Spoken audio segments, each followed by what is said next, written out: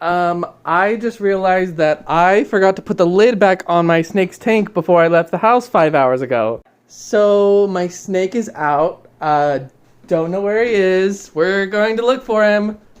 I hope he's still in my room. I don't know. We've checked under the furniture and we haven't found him yet. He could have gone out of my room though. He could be behind something. Should we check your room? Like, you've got a lot of clothes he might want to hide under.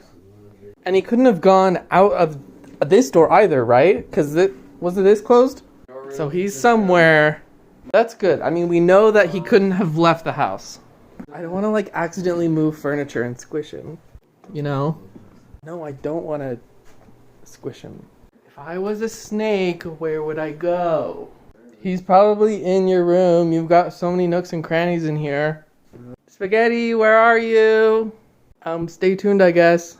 So we still haven't found my snake Spaghetti. It's late, we need to go to bed, but here's the game plan. Phase 1, water dish on the floor. If he's thirsty, he takes a drink. If we're lucky, we catch him in the act. Step 2, cardboard box and a heat lamp. If he gets cold, he might just curl up in here and take a nap. Step 3, coins along the bottom of doorways. If the snake goes in between these rooms, he's likely to push these coins. And that might even tell us which room he's currently in. Step 4 is crumpled up grocery bags. Putting these along the edges of the room. If he slithers across here, it's likely to make some noise. If we're listening, we just might hear it. We will keep our ears open, check the traps in the morning, and I'll keep you guys updated. Alright, so this is technically part 3 of looking for my lost snake. Sadly, we have not found him yet. None of the coins moved overnight, which means he hasn't gone in any of the other rooms. I think it's very likely that he found one hiding spot and just hasn't moved.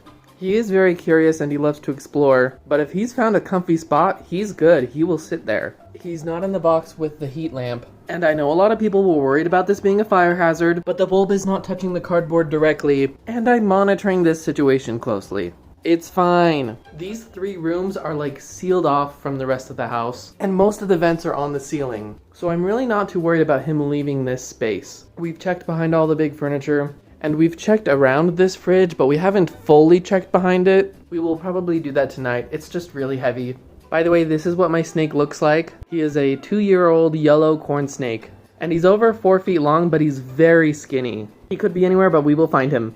Here's part 4 of looking for my snake. I moved the cardboard box over here, near the tank. So I lifted the heat lamp. It's not touching anymore. I put it on top of this heating pad, which has multiple settings, but it automatically turns off after an hour, so that's kind of annoying. I also have this container full of peat moss. This stuff is like catnip for my snake. He loves the smell of it, and it also keeps his skin hydrated.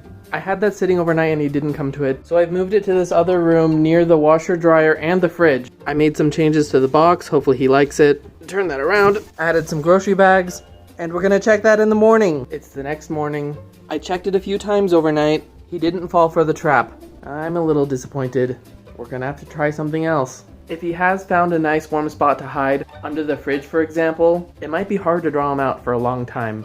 But we'll keep looking. So I just came back from the pet store. I told them about my snake situation. I was thinking about getting a mouse, but there's some problems. So my snake normally eats frozen adult mice. A frozen, thawed, or dead mouse is only good for about 2 hours. It spoils, goes bad, very bad.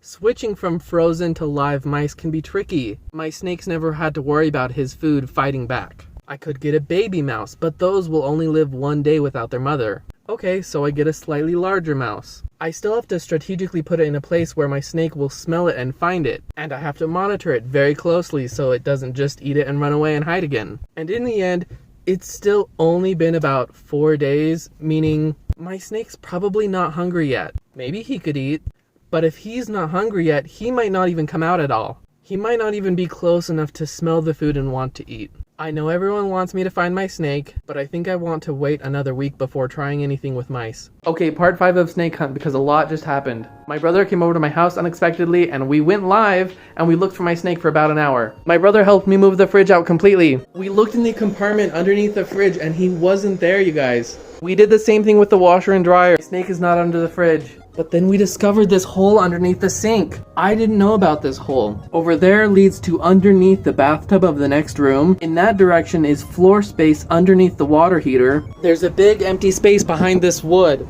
We're not even sure, but there might be an opening to the air ducts. There's also a hole that goes down. That hole drops down into this unfinished room. If he survives the fall, he could make his way over here to this hole, which comes down into the basement. Turns out my snake could be anywhere in this house. But at this point, there's not much else we can do except wait. Keep an eye out. In a few days, I might set out food.